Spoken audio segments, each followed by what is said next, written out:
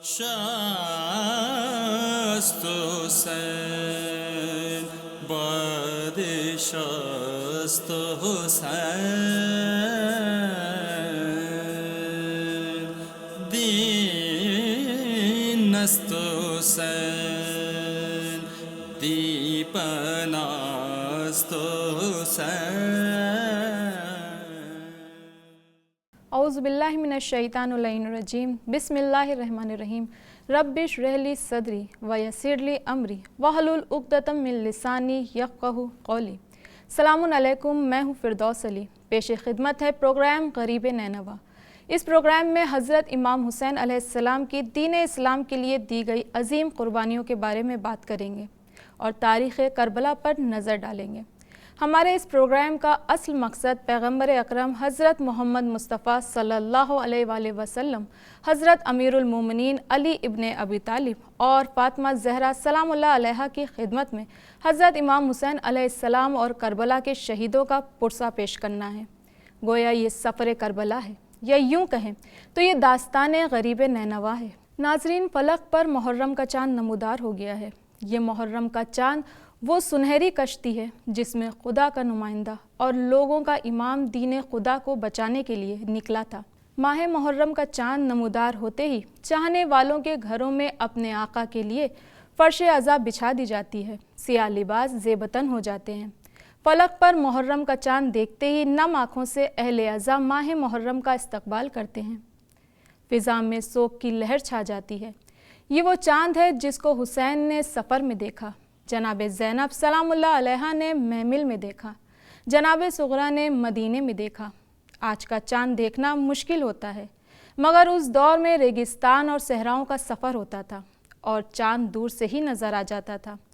واقعہ کربلا کے بعد مدینے کے لوگ کہتے ہیں کہ ہم محرم کا چاند آسمان میں نہیں دیکھتے، بلکہ امام جعفر صادق علیہ السلام کے گھر سے رونے کی اتنی آوازیں بلند ہوتی کہ ہمیں معلوم ہو جاتا کہ محرم کا چاند فلک پر نمودار ہو گیا ہے. یہ چاند فاطمہ زہرا سلام اللہ علیہا کے بھرے گھر کے اجڑنے کی خبر لایا ہے. لہٰذا جب بھی محرم کا چاند دیکھیں اپنی ماں بہنوں اور بیٹیوں کے ساتھ دیکھیں، تاکہ یہ احساس ہو کہ کس طرح فاطمہ کے لال نے اس چاند کو دیکھا ہوگا. یہ حسین علیہ السلام کی بہنوں کی اسیری کا چاند ہے، سکینہ کی یتیمی کا چاند ہے، علی اکبر، علی اصغر، قاسم و عباس و اون و محمد جیسے عزیزوں کے بچھڑنے کا چاند ہے. یا دوسرے لفظوں میں میں کہوں تو یہ میں کہہ سکتی ہوں کہ یہ چاند قرآن کی عظمت، اسلام کی بقا، انسانی اہمیت کی بلندی اور خدا کی کبریائی کا چاند ہے. وہ امام جن کے مزاج میں سخاوت اور عطا ہو، اس کے بچوں کو بھوکا رکھا جائے، اس کے بچوں کو پیاسا رکھا جائے، جنہیں دھوکے سے بلا کر غربت میں تشنہ لبی میں شہید کیا گیا. ناظرین، 28 رجب کو یہ قافلہ حسینی مدینے سے روانہ ہوا.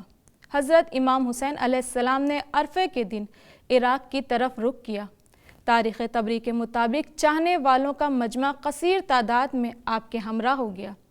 کچھ لوگ آپ کی محبت میں آپ کے ساتھ چلے تو کچھ لوگ امام حسین علیہ السلام کی سلطنت کی امید میں آپ کے ساتھ چلے. امام حسین علیہ السلام سے عشق و مودت کے ساتھ آپ کے ہمراہ ہونے والے سب سے پہلے عباس بن علی اپنے بھائیوں کے ساتھ آپ کی نصرت کو حاضر تھے. ان کے علاوہ جعفر بن علی، عثمان بن علی، عمر بن علی، ابو بکر بن علی، عبداللہ بن علی، محمد بن علی اور ابراہیم بن علی. امام حسن علیہ السلام کے بیٹے بھی آپ کے ساتھ ہوئے، جن میں حسن بن حسن مثنیٰ، قاسم بن حسن، احمد بن حسن، عبداللہ بن حسن اور ابو بکر بن حسن شامل تھے. اولاد مسلم، اولاد عقیل، اولاد جعفر، اولاد عبداللہ بن جعفر، یہ تقریباً 15 افراد تھے. آپ کے دونوں پسر امام زین العابدین علیہ السلام اور علی اکبر اس حسینی قافلے میں تھے، اور وہ پسر جو صرف 6 ماہ کا تھا اور کربلا کا سب سے کم سن شہید بھی. اس سفر میں آپ کی بہنیں اور بیٹیاں بھی موجود تھیں. گویا کربلا کے عظیم اور پاکیزہ انقلاب کے لیے فرزندان ابو طالب اپنی قربانی کے لیے آپ کے ساتھ آ گئے تھے. بعض لوگ یہ کہتے ہیں کہ حسین جنگ کے ارادے سے کربلا آئے تھے، لیکن اگر حسین ابن علی جنگ کرنے کے عنوان سے آتے تو اپنے ساتھ لشکر لاتے، نہ کہ اپنے اہل و عیال کو ساتھ لے کر چلتے۔ ناظرین، جب یہ قافلہ مدینہ منورہ سے 28 رجب کو روانہ ہوا تھا تو آپ کے حسینی قافلے کی شان کچھ اس طرح تھی۔